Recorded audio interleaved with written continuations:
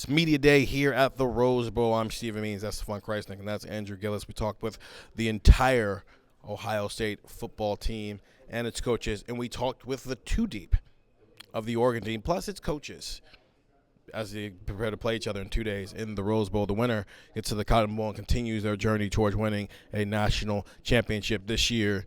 This is about the vibes. Andrew, what's the Oregon vibes? It's a really unique spot, and Stephen and I were talking about this a little bit off camera, where for a perfect example of this is Tez Johnson is doing his stand-up at the podium, and I asked him specifically about Ohio State's DBs, and he went in. He was very complimentary of them, talked about each one of their players, their skill sets, and things like that. And then at the end, he goes, "This is an NFL secondary.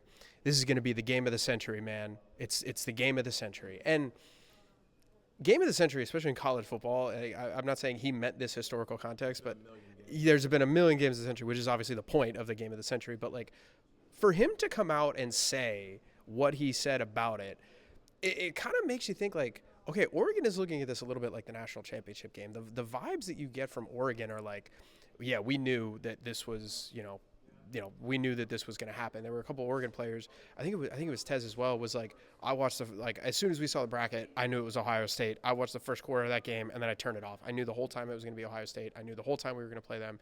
And you talk about what's going on with Ohio State and Oregon, and you're like, okay, Oregon has been preparing for Ohio State for a little bit.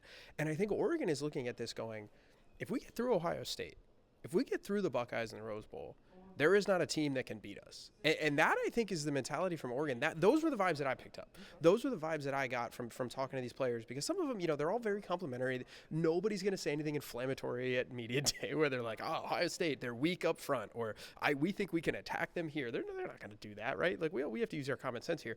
But I think you got this different sense of confidence. I'll let you guys talk about Ohio State a little bit more, but you got this different vibe of confidence. You got one from Ohio State and one from Oregon, and the Oregon vibe is like, let's get ready. Like, they're jacked up, they're amped up, they're ready to go. Ohio State feels a little more businesslike, and with Oregon, I think they are very, very much looking at this going, man, this is the peak of the mountain, and yeah, we still have to run our race when we get down it, but if we get over the peak, I think we're in a good spot. And I think that is what Oregon is doing. I think that is the way that Oregon feels about this game, because everything that you heard in there, everything that you heard about them was talking about the rematch and how they knew that they were going to play again. And this kind of feels like Oregon's season after October 12th has been building to this moment. For Ohio State, not so much. They still have the Michigan game. They had a loss that they had to rally from. Feels like Ohio State has kind of had to play this week to week over these last couple of weeks. It feels like Oregon got through that game and went, okay, when are we playing them again?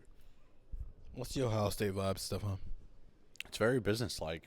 Will Howard, when we talked to him on Sunday night, was just talking about how this is a business trip.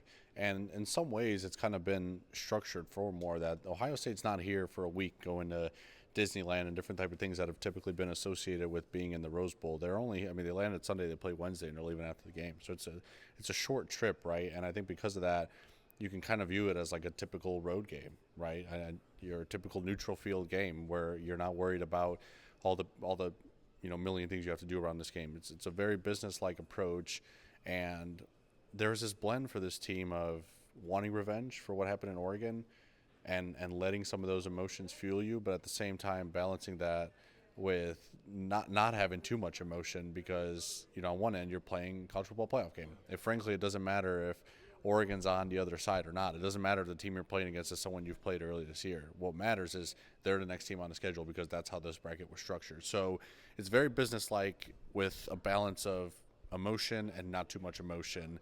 It feels like they're just trying to treat this like a game against a conference opponent. So here's the pros and cons for both of those approaches. For the record, these are not our official game predictions. There's another video coming about those. I'm leaning towards Oregon right now. But now I have this information. Yes. And then it's making me reset everything and have a different conversation in my head. So go check out that video and go listen to Buckeye Talk wherever you find podcasts. I don't know, man. This was the best. This was a really good game 2 months ago. So I'm expecting that as well. The Oregon approach, that's what happens when you're not used to winning at this level. And they've played in some national championship games. They've played in some big games before, but it's not their norm. So there is this idea of act like you've been here before. Well, you haven't. At least not enough for it to be your norm. So you are leaning all the way into it. And you're right, Andrew. Their schedule wasn't all that great. It wasn't filled with, oh boy, here we go.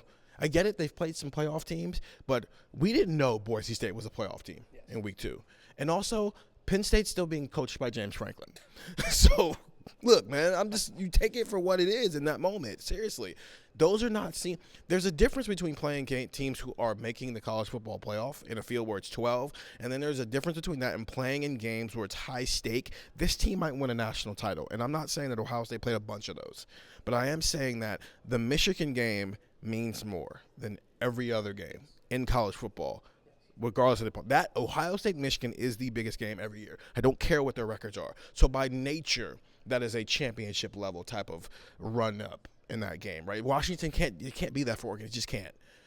And then the pressure that was on with the Tennessee game turned that into a championship level environment, even if maybe in hindsight it shouldn't have been a championship level environment. It turned it into that. Oregon just doesn't have a lot of those on their plate, man. And so, yeah, you're right. They probably have been sitting around going, they, just like all of us thought, okay, we'll see you again in Indy. And then we'll see you again in Atlanta. That's probably where they left that game, and that's fine. Because it could mean nothing. It could be just a team who's loose and jacked up and ready to play in a very, very big game. But it also could mean that you are amping yourself up. Don't get hyped for the moment and start to backpedal, said a Toronto man once. And I'm wondering, and I'm just trying to figure out which way that goes. Do they hype themselves up too much that they make this bigger than what it needs to be? And then from the Ohio State perspective, do you not hype yourself up enough? Because they did this with Michigan a couple of times where it's business. We're locked in. And then it comes to find out you weren't. It was you just tried to hold it in and didn't let yourself get hyped up, and then you just didn't handle the game well. Now, this is in Michigan, so that's not on the table as well. But they've been here before. They're a blue blood program. This is not new to them. So I think the ultimate conclusion I'm coming to is I think Ohio State might just be mentally prepared to, if they win this game, go make the run. While with Oregon, you win this game and you're hyping yourself up this much. It's like, okay, now what? Because nothing else is going to hype you up as much as this game is going to get. Well, and additionally too, it's like a boxing metaphor that I'm thinking of, right? Like Oregon has just been winding up that right hook for 2.5 months now. So what if it doesn't land? The good news is for Oregon, if you connect, you really stagger your opponent, you really put them down. But if you miss, you're standing there and you've got another fighter right there toe to toe with you, ready to come after you. So I'm wondering, has Ohio State been this business-like mentality? Is this them just, approaching it like Will Howard said, business trip the other night? Is this just them looking at it going, you know what, hey, we're right there. Like, this is where we were supposed to be. We knew we were going to be here all along, and they're ready to take care of business? Or is Oregon going to come out and that spring-loaded punch that they have just been holding back, like Ohio State has been holding back? Have they both been holding? It's an interesting dynamic here, because you wonder which mentality is going to play out. And it makes, for me, today, the game is obviously going to be very fascinating, but today, for me, it made the first 5 to 10 minutes of the game on Wednesday incredibly interesting. Because you're still talking about, it can be a hard punch. Yeah, exactly. It doesn't mean it's going to leave a mark. Yeah. But also, from Ohio State's perspective, if you're so busy trying to tamper it, then when you go to throw your haymaker, you didn't throw your best punch. Yeah. So that's what we're talking about. And it's vibes. I love that. Vibes. I love vibes. And the media days are all about vibes. So get the text, 614-350-3315. We do a lot of vibing over there. Ohio State, Oregon on Wednesday. Winner advances on the college football playoff. Loser heads into the offseason. Stefan, Andrew, Steven. See ya.